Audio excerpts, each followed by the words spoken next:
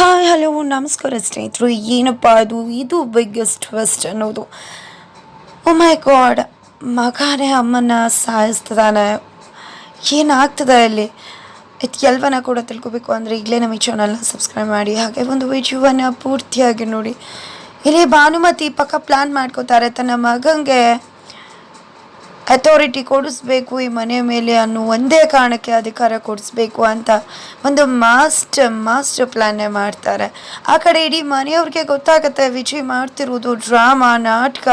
ಅವನು ಯಾವುದೇ ಕಾರಣಕ್ಕೂ ಭಾನುಮತಿ ನಾಟಕನ ನಂಬಲ್ಲ, ಅವನೇ ಅವ್ರನ್ನ ಹಳ್ಳಕ್ಕೆ ಬೀಳಿಸ್ತಿದ್ದಾನೆ ನಾಟಕ ಆಡೋದ್ರ ಮುಖಾಂತರ ಅಂತ.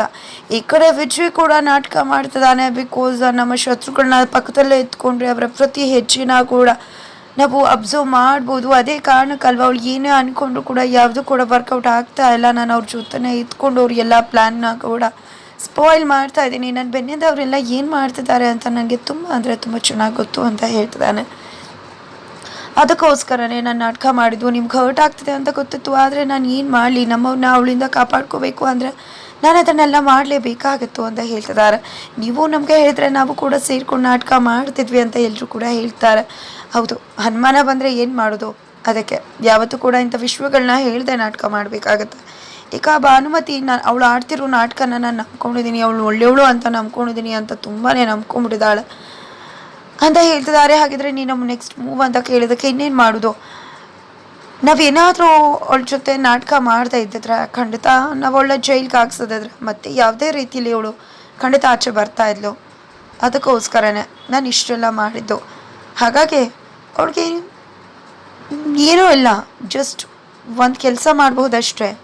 ನಾನು ನೆಕ್ಸ್ಟ್ ಮೂವ್ ಅವಳನ್ನ ಸರಿಯಾದ ಟೈಮ್ ನೋಡಿ ಸಾಯಿಸ್ಬಿಡೋದು. ಅವ್ಳಿಗೆ ಇವತ್ತೇ ಮುಹೂರ್ತ ಫಿಕ್ಸ್ ಮಾಡಿದ್ರು ಮಾಡ್ತೀನಿ ಅಂತ ಹೇಳ್ತಿದ್ದಾಗೆ ಎಲ್ಲರೂ ಕೂಡ ಏನು ಮಾಡ್ತಿದ್ಯಾ ನೀನು? ಪಾಪ ಕೋಪ ತುಂಬಿದ ನಂತರ ಖಂಡಿತ ಆ ದೇವ್ರೆ ಅವಳಿಗೆ ಸರಿಯಾದ ಶಿಕ್ಷೆ ಕೊಡ್ತಾನೆ, ಖಂಡಿತ ಅವಳಿಗೆ ಸರಿಯಾದ ಶಿಕ್ಷೆ ಆಗುತ್ತೆ ಅಂತ ಪಾಪಿನ ಕೊಂದು ನೀನು ಪಾಪದ ಕೆಲಸ ಮಾಡ್ಕೋಬೇಕಾ? ಆಮೇಲಾದರೂ ನಾವೆಲ್ಲ ಕೂಡ ಚೆನ್ನಾಗಿರಬಹುದು. ಇಷ್ಟು ವರ್ಷ ಎಲ್ಲರೂ ಕೂಡ ದೂರ ಇದ್ವಿ. ಮುಂದೆನೂ ಕೂಡ ನೀನು ತಪ್ಪು ಮಾಡಿ ಜೈಲ್ಗೆ ಹೋಗಿ ಮತ್ತೆ ನಿನ್ನಲ್ಲೇ ಕೊಡ್ಕೋಬೇಕಾ ನಾವು? ದಯವಿಟ್ಟು ಬೇಡ. ಸಮಯ ಬಂದಾಗ ಟೈಮ್ ಬಂದಾಗ ದೇವ್ರೆ ಅವಳಿಗೆ ಶಿಕ್ಷೆ ಕೊಡ್ತಾನೆ, ಅದಕ್ಕೆ ನಾವು ಯೋಚನೆ ಮಾಡೋದು ಬೇಕಾಗಿಲ್ಲ ಅಂತ ಹೇಳ್ತಾರೆ. ಫೈನಲಿ ಇಷ್ಟ ಇಲ್ಲ ಅಂದರೂ ವಿಜಿ ಮನೆಯವರ ಒತ್ತಾಯಕ್ಕೆ ಕಟ್ಟಿಬಿದ್ದು ಆ ಒಂದು ನಿರ್ಧಾರನ ನಿಲ್ಲಿಸ್ಬೇಕಾಗತ್ತೆ. ನಂತರ ಈ ಕಡೆ ಭಾನುಮತಿ ವಿಜಿನ ಜೈಲು ಕಳಿಸುವ ಎಲ್ಲ ರೀತಿ ಪ್ಲ್ಯಾನ್ ಮಾಡ್ಕೊಂಡಿದ್ದಾರೆ. ತನ್ನ ಮಗಂಗೆ ಅಧಿಕಾರ ಕೊಡಬೇಕು, ಅವ್ನು ಇರೋ ತನಕ ಯಾವುದೇ ಕಾರಣಕ್ಕೂ ನನ್ನ ಮಗಂಗೆ ಅಧಿಕಾರನೂ ಸಿಗಲ್ಲ. ನಾವು ಹೀಗೆ ನಾಟಕ ಮಾಡ್ಕೊಂಡೆ ಮುಂದೆ ಹೋಗಬೇಕಾಗತ್ತೆ.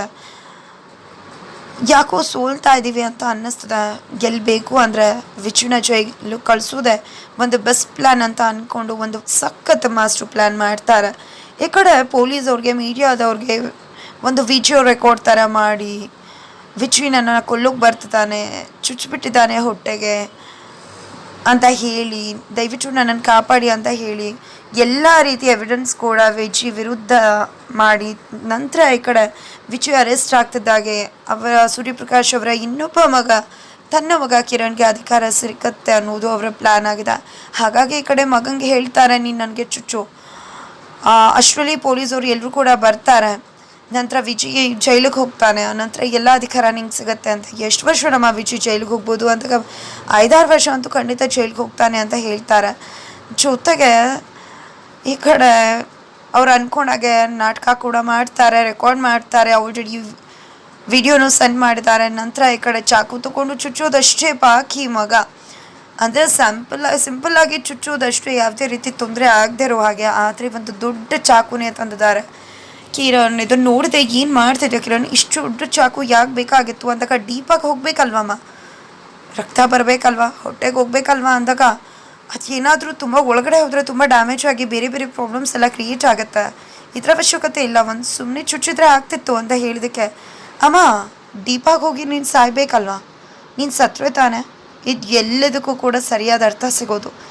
ಕೊನೆ ಬಾರಿ ನೀನು ಸಾಯ್ಬೇಕಾದ್ರೆ ನಂಗೆ ತುಂಬಾ ಒಳ್ಳೆಯದಾಗಿ ಮಾಡಿಕೊಡ್ತಾ ಇದೆಯಾ ಮಗಂಗೆ, ತುಂಬಾ ಥ್ಯಾಂಕ್ಸ್ ಅಂತ ಹೇಳ್ತಿದ್ರೆ ಏನು ಮಾತಾಡ್ತಿದ್ಯಾ ಕಿರಣ್ ನೀನು ಅಂದಾಗ ಹೌದಮ್ಮ ನಾನು ನಿಜಾನೇ ಹೇಳ್ತಿರೋದು ಅಂತ ಹೇಳ್ತಿದ್ದಾನೆ. ಹಾಗಿದ್ರೆ ನೀನು ನನ್ನ ನಿಜವಾಗ್ಲೂ ಸಾಯಿಸ್ತಿದ್ಯಾ ಅಂದಾಗ ಹೌದಮ್ಮ ನೀನು ನಿಜವಾಗ್ಲೂ ಸಾಯಿಸಿದ್ರೆ ನಂಗೆ ಒಳ್ಳೇದಾಗೋದು, ಇಡೀ ಅಧಿಕಾರ ನನ್ನ ಕೈಗೆ ಸಿಗುತ್ತೆ, ಇಡೀ ಮನೇನ ಆಸ್ತಿನ ನಾನು ಅನುಭವಿಸ್ಬೋದು, ಜೊತೆಗೆ ನೀನೇ ನಿನ್ನ ಮಗನಿಗೆ ಒಂದು ಒಳ್ಳೆ ಪ್ಲ್ಯಾನ್ ಮಾಡಿಕೊಟ್ಟು ವಿಜಿನ ಒಳಗಡೆ ಹಾಕ್ಸ್ತಿ ನನಗೆ ಅಧಿಕಾರ ಕೊಡಿಸಿದೆ, ತುಂಬಾ ಥ್ಯಾಂಕ್ಸ್ ಅಮ್ಮ, ಸಾರಿ ಅಮ್ಮ ಅಂತ ಹೇಳಿ ಚುಚ್ಚೆ ಬಿಡ್ತಾನೆ.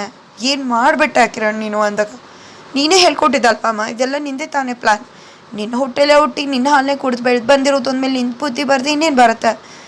ನಿನ್ನ ಸ್ವಂತ ಅಣ್ಣನ ಬೀದಿಲಿ ಹುಚ್ಚಿನ ಥರ ಓಡಾಡುವಾಗ ಮಾಡಿದೆ, ನಿನ್ನ ಸ್ವಂತ ತಂಗಿನ ಜೈಲಿಗೆ ಕಳಿಸ್ದೆ, ನಿನ್ನ ಮಗಳನ್ನ ಜೈಲಿಗೆ ಕಳಿಸಿ ಆಚೆ ಬಂದೆ, ಏನು ಮಾಡಿದೆ ನೀನು ನನಗೆ? ಜಸ್ಟ್ ಸಾಯ್ಬೇಕಾದ್ರೂ ಇಷ್ಟೊಂದು ಒಳ್ಳೆ ಕೆಲಸ ಮಾಡಿಕೊಟ್ಟು ವಿಜಿನ ಒಳಗಡೆ ಹಾಕ್ಸ್ತಿದ್ಯಲ್ಲ, ಇದಕ್ಕೆ ತುಂಬಾ ಥ್ಯಾಂಕ್ಸ್ ಅಂತ ಹೇಳ್ತಿದ್ದಾರೆ.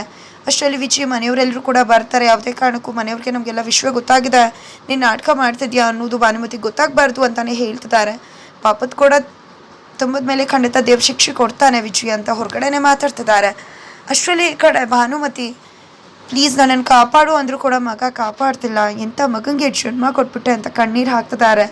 ಅವರ ಮಾಡಿದ ಕರ್ಮಗಳು ಅವ್ರಿಗೆ ನೆನಪಾಗ್ತದೆ. ನಿಮ್ಗಳಿಗೋಸ್ಕರ ಇಷ್ಟೆಲ್ಲ ಮಾಡ್ತಾ ಇದ್ರೆ ನೀವೇ ನನ್ನನ್ನು ಕೊಂದುಬಿಟ್ರಲ್ಲ ಪಾಪಿ ಅಂತ. ವಿಜಿ ವಿಜಿ ಅಂತ ಹೇಳಿ ಕುಕ್ಕುತ್ತಾ ಇದ್ರೆ ವಿಜಿಗೆ ಅಮ್ಮನ ಧ್ವನಿ ಕೇಳಿಸ್ತಿದೆ. ಹಾಗಿದ್ರೆ ಇಲ್ಲಿ ವಿಜಿನೇ ಬಂದು ಅಮ್ಮನ ಕಾಪಾಡಿದ್ರೆ ಅಮ್ಮ ನೀವು ವಿಜಿನ ಜೈಲಿಗೆ ಹಾಕಿಸ್ತಾರ? ಈ ಕಡೆ ಆ ಇಂದಾಗಿ ವಿಜಿನ ಅರೆಸ್ಟ್ ಮಾಡ್ಕೊಂಡು ಕರ್ಕೊಂಡು ಹೋಗ್ತಾರ. ಐಸಿಯುನಲ್ಲಿರೋ ಭಾನುಮತಿಗೆ ಪ್ರಜ್ಞೆ ಬಂದದೆ. ಫೈನಲಿ ವಿಜಿ ನಾ ಬಿಡಿಸೋದು ಅವರೇನ ಮಗನ ವಿರುದ್ಧ ಸಾಕ್ಷಿ ಹೇಳಿ ಕೊನೆಗಾಲದಲ್ಲಿ ಅವ್ರಿಗೆ ಬುದ್ಧಿ ಬಂದು ತಮ್ಮ ಕೊನೆ ಕ್ಷಣನ ಕೊನೆ ಉಸಿರನ್ನ ಚೆಲ್ತಾರ. ಏನಾಗುತ್ತೆ ತಿಳ್ಕೊಬೇಕು ಅಂದರೆ ಮುಂದಿನ ವಿಜಿಗೂ